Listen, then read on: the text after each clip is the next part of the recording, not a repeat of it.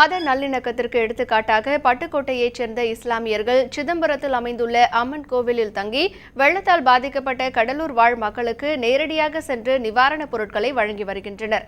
இது தொடர்பாக மைதீன் என்பவரிடம் எமது செய்தியாளர் கோபிநாத் நடத்திய உரையாடலை பார்க்கலாம்.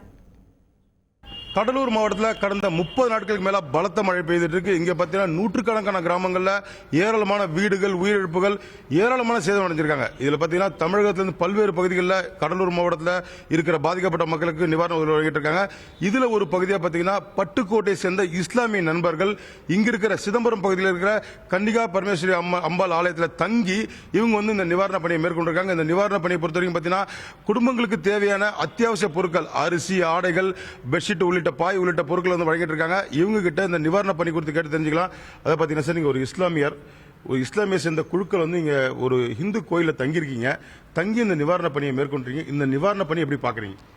முதல்ல இந்த கன்னிகா பரமேஸ்வரி அம்மன் கோவிலில் தங்க வச்ச அறங்காவல் குழு நண்பர்களுக்கு நன்றியை தெரிவிச்சுக்கிறோம். இங்கே தங்கி பணி செய்கிறதுல எந்த ஆட்சேபனையும் இருக்க போகிறதில்ல. காரணம், கடவுள் கொள்கைங்கிறது மனிதனை நெறிப்படுத்துறதுக்கு தானே, தவிர இது வேற எதற்காக இல்லை. இங்கே தங்கி பணி செய்கிறது மதவாதத்தை வேற இருக்கும் அப்படின்ற நம்பிக்கையில் தான் இங்கே தங்கியிருக்கோம்.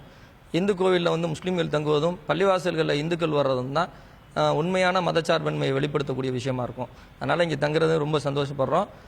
நேரடியாக கடலூர் மாவட்டங்களில் எங்கே பாதிக்கப்பட்டிருக்காங்களோ, உண்மையாக பாதிக்கப்பட்டவங்கள களத்தில் போய் ஆய்வு செஞ்சு அவங்களுக்கு நிவாரணப் பொருட்களை வழங்கி இருக்கோம். எங்களோட சேர்ந்து இந்து நண்பர்களும் வந்திருக்காங்க. அவங்களுக்கு இந்த நேரத்தில் நன்றி தெரிவிச்சுக்கிறோம்.